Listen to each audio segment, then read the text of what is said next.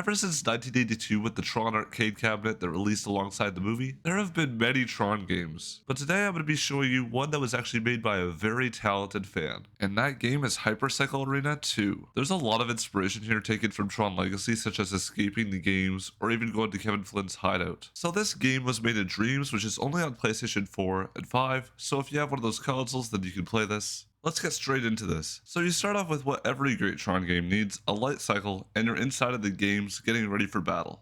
One of my favorite parts about this is that you can actually play with a PlayStation VR.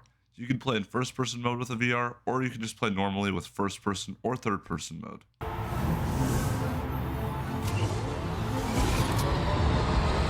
So the main goal of the first part of the game is that you take out as many enemies as you can, and you go back for their debris, and once you collect enough debris, you can get some power-ups. And here's the first power-up, which is invincibility. It's kind of self-explanatory, but you basically cannot die for a certain amount of time.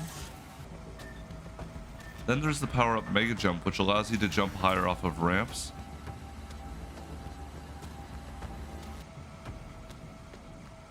And the last power-up allows you to escape the games and head to the outlands.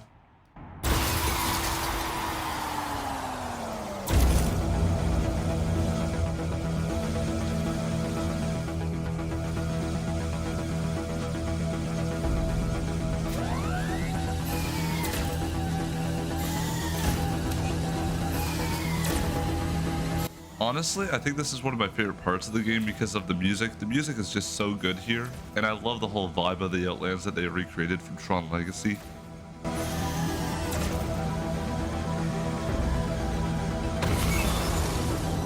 Over here we have an Outlands kind of arena in a way, and it's the same idea as the games. You collect debris and get power-ups. For the first power-up, we have one that we haven't seen yet, and that is guns. They're the same kind of guns that you see on light jets in Tron Legacy.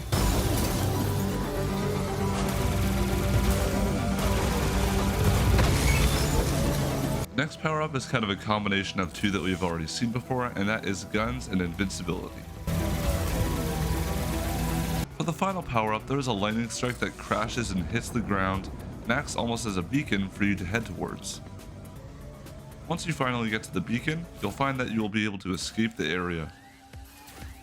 In a way, this part is kind of like a time trial, as you have to hit a checkpoint every 15 seconds or you'll be de-rezzed.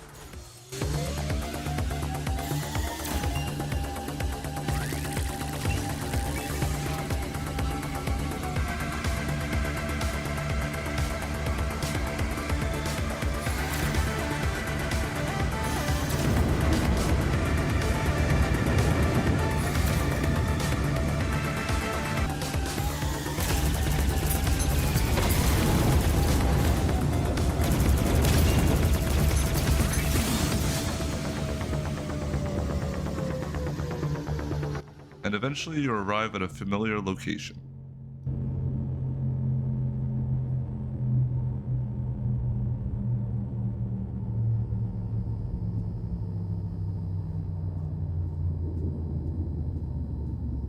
You've arrived at Kevin Flynn's hideout from Tron Legacy, and I love it so much because you can actually walk around and explore the area.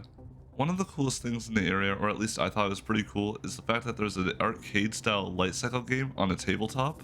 And if you do want to, you can actually go back to the games and fight opponents, but with a harder difficulty every round. I'm really interested in this game, so I decided to ask the developer and the fan behind this game a couple questions about it. How were you introduced to the Tron franchise, or what piqued your interest? Tron came out in 1982. I was 11 at the time, and I think I went and saw Star Trek Wrath of Khan instead, which was fantastic. So probably didn't see Tron until mid-80s. I guess it wasn't as memorable as other big movies like Star Wars, but it still left a lasting impression for the visuals, because that sort of CGI aesthetic, it was just totally new and unlike anything else. And so when the sequel came around in 2010, I was keen to see it, but I didn't really know much about the sequel before going to see the movie, and yeah, I was really blown away. Obviously the visuals and the soundtrack were amazing, but I just thought it was a really well done movie. I enjoyed the plot. It didn't take itself too seriously, but it still managed to take that slightly sort of goofy storyline of being stuck in a computer game. It still took that to some quite interesting places. Did you have any concepts or ideas that were scrapped from the finished game? There was an idea I had for a new level, which I didn't go through with, but that was much later in the game's development when HYPERCYCLE Arena was already quite well established. I achieved all of my original objectives and then achieved a whole bunch more sort of outside of that over the 2.5 years of game development. And yeah, there was a level which I started prototyping, which was basically a return from the outlands back to the city. I didn't complete that level, and that was mainly because of the game's platform that I used to create HYPERCYCLE Arena, which is PlayStation Dreams. I started using it in 2020, just as they were adding VR support, and Dreams was flourishing, I think, back in 2020, but it started to decline in popularity, and people suggest a whole bunch of reasons. Personally, I think that not so many people want to play amateur content. Dreams was missing a few quite important features like multiplayer and, well, PC support. Quite a lot of people wanted that, and those things never materialized, and Dreams sort of player base dropped off. So really that was the main reason I didn't finish this level that I had planned. So if Dream's popularity had continued rising, I think I would have added that level. Are there any plans to evolve your game with the release of next year's Tron Ares? So that's a good question, but it does tie into what I just said on my previous answer about the popularity of Dreams. So, I would certainly like to do more, but the question is whether there are going to be enough players really to make it worthwhile. And Dreams as a platform has really substantially died out. It's still there. It's people still use it. My game still is available, but the player base isn't really there. So I would have to see if Tron Ares really blows me away and inspires me. Then maybe I will add some Ares content. And again, I've got to be sort of a bit careful on how I do that, because I don't really want to spend another 2.5 years sort of building more content if there's a possibility that Disney might sort of shut that down. And they haven't done that so far. They could easily sort of call up Media Molecule, who created the Dreams platform. They could easily have my current content removed, but that hasn't happened. If I did some Ares content, that might happen, but yeah, who knows. What was the most challenging task to complete in development for HYPERCYCLE Arena?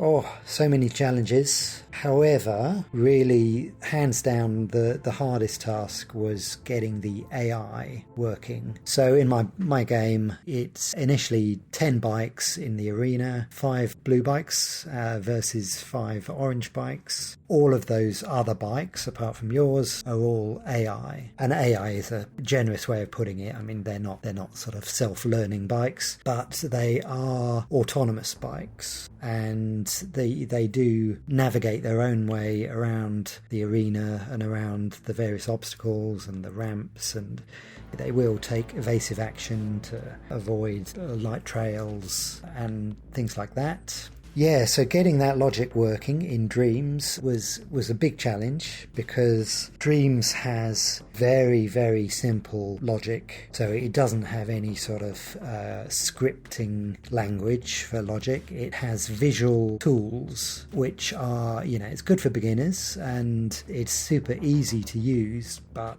it's really slow to use for complex logic, and also, which sort of surprised me a bit, it's not very efficient for logic. So the limits within Dreams fill up incredibly quickly, even with quite simple logic. And I've got 10 bikes in there, so all of my logic is multiplied by 10, and that was very, very quickly hitting the limits. So yeah, it took a long time to get the game as a whole fitted into the sort of resources available within Dreams, and also getting that logic simple enough to fit, but complex enough for there to be any sort of challenge or any game at all, really, because if the AI doesn't work, then I kind of have no game. Are there any features in Hypercycle Arena you're most proud of? So I was just talking about the AI and what a challenge that was. Yeah, that's definitely one of the features I'm really proud of, because